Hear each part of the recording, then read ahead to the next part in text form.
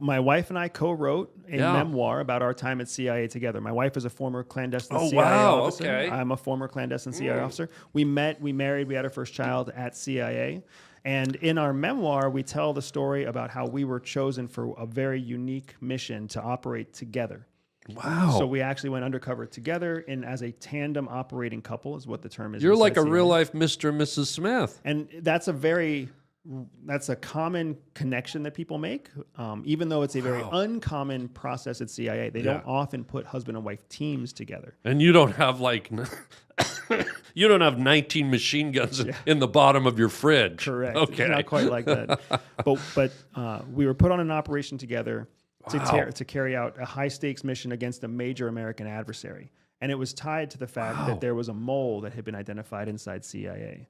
So CIA was dealing with a mole back at home. They needed a way to create new operations that the mole didn't have access to. Yeah. And that's what made them look to do that, to bring Jihi and I and my wife into. What's her name? Jihi, Jihi. That's a beautiful name. Yeah, it's a Japanese name. Imagine if her last name was Joe.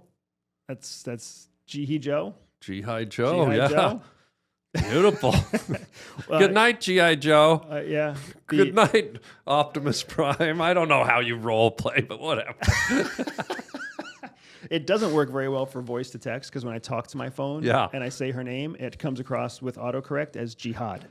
Yeah, right. So it's just... Yeah, you're on the no-watch Yeah, list. exactly. You're on the no-fly list, yeah. Well, what an interesting place to meet your partner, too. And When you went into this world... Did you ever go into it thinking, I hope there's some hot chicks here?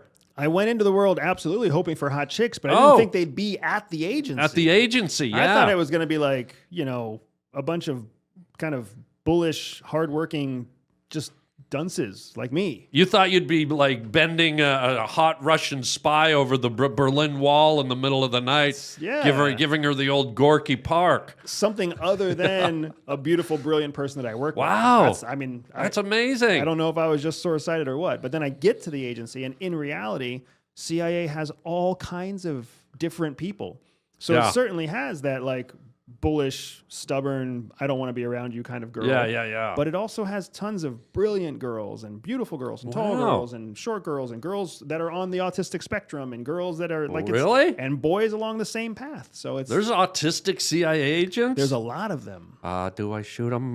Do I? No, I'm a good driver. I'm gonna shoot them. And that's exactly why you have autistic people at the CIA.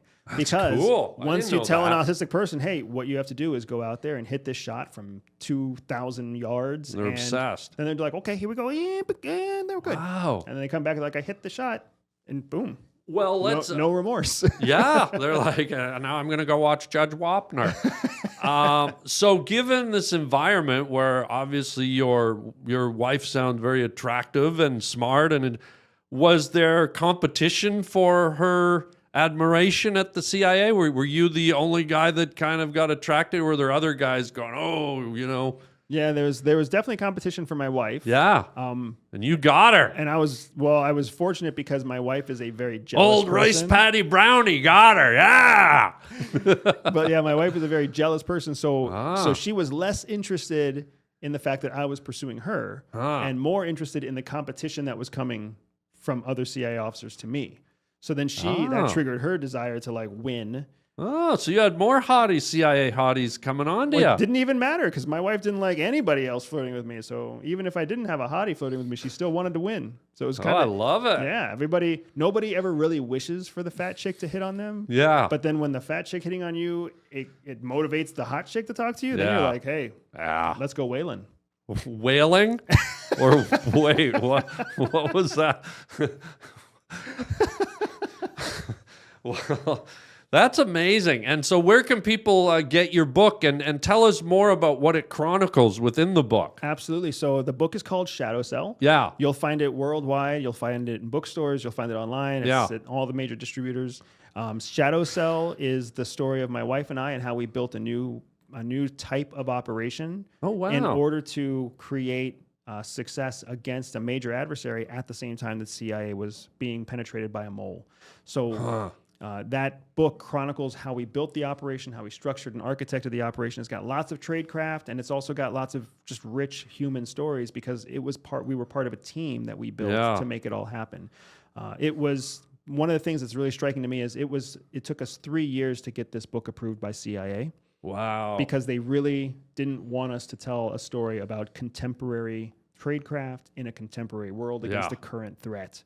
So they tried to reject it as much as possible. Oh, that's got to be tough. And the only reason that we got it through is because we had a phenomenal attorney who recommended that we leverage our First Amendment at the right time. Wow. And when we did that, CIA had to cave. So the book is the first CIA book to be approved by CIA that they really didn't want to have published ever. Congrats. Thank you. That takes some willpower.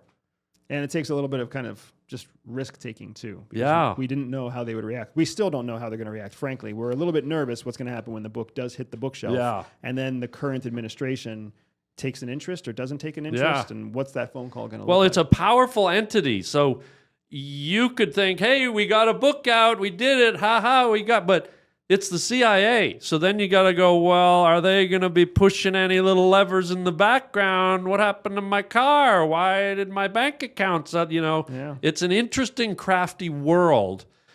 You mentioned there was a mole. I don't want to give away the book, but was the mole caught or would that give away the book? So the mole was actually not caught during the time frame of the book. Okay. We talk about all that in the book. Okay. Ultimately, the United States law enforcement and FBI was able to track down the mole. What's exciting is that a big part of why they were able to track down the mole was because of the operation that we built. The mole ended up making mistakes and exposing themselves to investigation because they were trying to crack our operation, which was the whole purpose behind Shadow Cell. We were a cell of operators that were supposed to be operating independently from CIA. And that reason was so that the mole would realize they had to collect on us and they had to change their behavior to collect on us. And that's how they were captured. What a chess game. It's interesting because I think most of us growing up, maybe yourself included, we held the CIA and all these spy agencies in such high esteem. We assumed they're working for us, the people. And then, especially recently, and it's probably nothing new to history, you find out that inside these entities that are supposed to be the pinnacle of security for its people, you find out that there's rogue players, you find out there's moles, you find out that there's people at high levels of power that are using the power that they have against the people they're supposed to be protecting. And I find that very discouraging and disappointing that we can't have ultimate 100% pure faith in these agencies. Does that bother you? No, not anymore.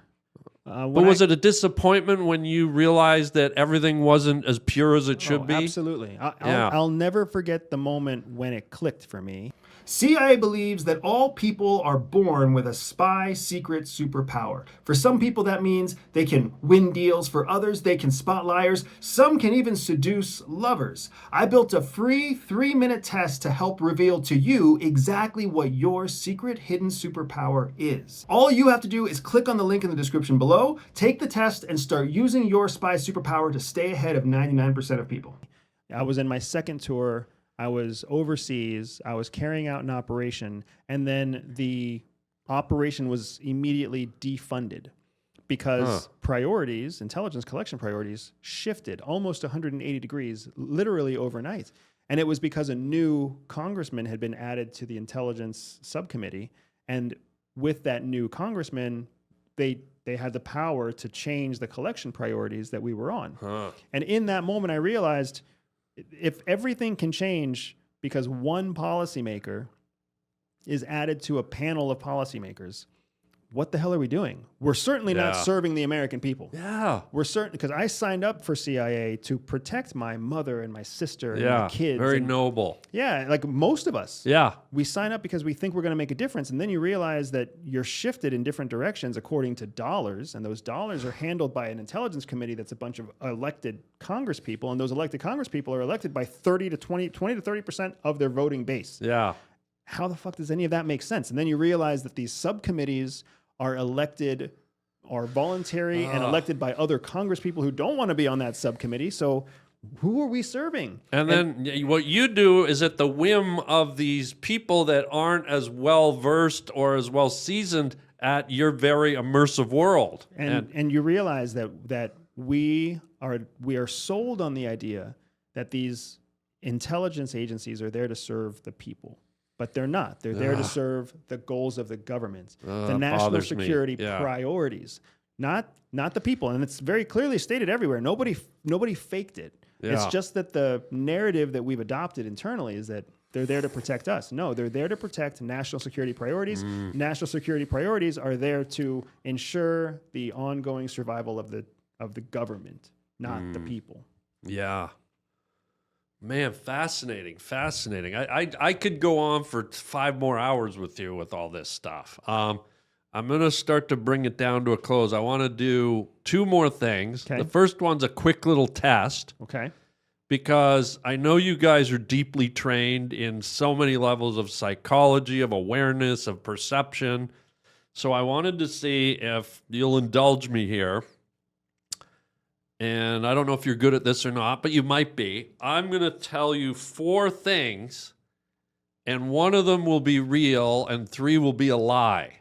Okay. Can I ask a few questions in advance? Yes, and I want to just see if with your training, with your perception, and if you don't get it, no biggie. I want to see. I thought it'd be interesting to see if you actually nailed the one that's actually not a lie. So you put on your glasses because I'm guessing you're about to read the 4 things. Yes. Have you rehearsed the 4 things? No. Have you read them before? No. So they're brand new. They're brand new. I wrote them just for you. So you wrote them though. Yeah, I wrote them out. Yeah. And then are they personal experiences or are they general facts? Personal. So these are 4 personal experiences. Yes. 3 of them are true. 1 of them is not true. You wrote them and they all apply to you. No, 1 of them is true. Oh. 3 of them are not. So my job is to find the one that is true. Yes. Okay. I'll do my best. Yeah, and it's not to make you look bad. I understand. I just want to see if it would be interesting to see if you were able to pick up on it, and then I could ask you why. Okay. All right, so in no particular order, see if I'm lying. Okay. I once stole my grandmother's wallet. Okay. I once ate meat off the ground like a wild animal. Okay. I once broke a dog's leg with a baseball bat. Okay. I once stuck my finger up my dead uncle's nose at his funeral parlor showing. Okay. 1 of those is True. true. The other 3 are false. Can Yes. you run them through again? Yep. I once stole my grandmother's wallet. Okay. I once ate meat off the ground like a wild animal. Okay. I once broke a dog's leg with a baseball bat. And I once stuck my finger up my dead uncle's nose at his funeral parlor showing. Okay. It's difficult. All of your readings are the same. I'm going to go with, I think that you stole your grandmother's wallet. If there was a second, I would say it was that you broke an animal's leg with a baseball bat. It's my read on this exercise so far is that 1 of the 2 of those is the true one, and that the grandmother's wallet is the most true. All right. Do you want the answer? Of course. And again, this was just a wacky test. There's no way you could know. I once ate meat off the ground like a wild animal. So there's a number of challenges to this kind of exercise, right? Yes, it's tough. It's rehearsed, and that's difficult because you wrote it, you created it. So in the process of creating these lies, you had premeditation before you created them. Right. Which takes away a lot of the physiological tells. And then the second is that as you crafted these statements, Yes. you crafted them in private, you crafted them with an intention. It's all very skilled liars and professional liars do what you just did because we understand there's an advantage to having the time to craft a lie in advance. When you talked about stealing your grandmother's wallet, if that in general, I chose that because it was the least detailed and the shortest amount of words. Right. Generally, when people tell the truth, they're telling the truth in stated facts in the shortest amount of words. And when people add more words, it's usually a sign of lying. But that's assuming that they haven't had a chance to premeditate their lie. That's assuming they haven't had a chance to craft it. It's when you're talking to them in real time. You know, it's interesting. In reality, I did steal a $10 bill from my grandmother's purse when I was a little kid. So maybe that's something you picked up. But the true one, and by the way, just so you know, because I know you're skilled and you're trained, I'm going to let you in on a little secret. I was doing my very best based on the data that I know from movies and news stories. I was doing my very best to stay kind of neutral. Correct. And I didn't, and even one, I did a little fake laugh on one of the lies, thinking, oh, if I do this little laugh, he'll pick up on that and think, but that was the funeral one, which you didn't go for. Yeah. So I was we were sort of mind, I don't want to say fucking, but we were mind sexual intercoursing each other, and it felt real good. I want to do it again. I was just about to, no, I'm kidding. But you did the right thing. Yeah. Right? You neutralized your nonverbal communication. You also had a very consistent verbal communication. Yeah. You presented them all in the same pace, at the same tempo. That's what I did that by design. The only thing that was different is the length. So what you did is you limited the anchor points that I could use to determine what was truthful and what wasn't. And by limiting those anchor points, you gave yourself more opportunity to get the lies through and to cover the fact. Maybe so I'm a CIA It was guy. very well executed, but that's one of the reasons why. Well, you know what they say about us stupid guys. Just for context, when I was in college, I'm very close to nature. I love nature, and I've done some great things with nature. I used to be a forest ranger way back when I was younger, and in college, one time in the winter, I went shopping and I bought like this prepackaged corned beef in a thing. And it was late at night. It was a full moon, and there was about this much snow on the ground. And I was just like, I just want to know what it's like to eat like a wolf. And I literally opened the back door, threw the meat out onto the snow, and got down on all fours and and I was like shaking it around and like an idiot, like a complete. But I wanted to feel that experience for some reason, and I was like, and I was eating it, and I swear to God, as God. I looked up and the neighbors were standing on their porch going, and I told my buddies, and they go, what's wrong with you? But this is the stuff I do. So many stories I'll never tell, but you got one out of me. Well, that is something that is so incredibly human. Yeah. The idea of experimenting in private with things that you would imagine people would think is crazy. Yeah. We all do that, whether that's the person who rips wings off of an insect or smells their own toenails, or who knows. Yeah. There are people who do this stuff all over the place. And there's nothing inherently wrong with the experimentation, but we all feel a little bit guilty about it because of the social norms. This is one of them. Well, let me get to our final segment, buddy. Andrew, this has been great. This is called Words from a Wooden Shoe. Okay. It's an authentic Dutch clog. Random words inside. Reach in, pull one out, and see if it triggers a story from your journey, someone you know, something that happened to you. This is a fun idea. Yeah, and see if it gets something out of you that. What's your words? My word is dating app. Dating app. Okay. So this actually triggers a couple of things for me. Here we go. So I've never used a dating app. Okay. Because I was married before dating apps really took off. Good, yeah. But I've had many, many friends who have had to use them. I've had friends at CIA who have been through divorces and then had to learn how to use dating apps. Oh, wow. And that's what really comes to mind. So CIA, it's very particular about your digital footprint. Right. So your Facebook account or your Instagram account or your LinkedIn account, they're very, very particular about what you put up there. I didn't think of that, yeah. Well, then you've got all these single people in an age of dating apps. So then CIA had to find their way through policies about what you could or couldn't have on a dating app, what dating app you could or couldn't use, what profile pictures you could or couldn't use, what locations you could or couldn't share. And it became this very complicated thing. And I had a really good friend who went through a divorce very young. So he was about 25 when he got married, divorced by 27. And that was right in the prime dating app kind of time frame. And he was busy and successful at CIA, but he wanted to find a future partner. So he's on these dating apps and trying to like manage his own security on the dating app by changing the locations, using VPNs whenever he logged into it. So sometimes it said he was in the Philippines and sometimes it said he was in like Egypt. Yeah.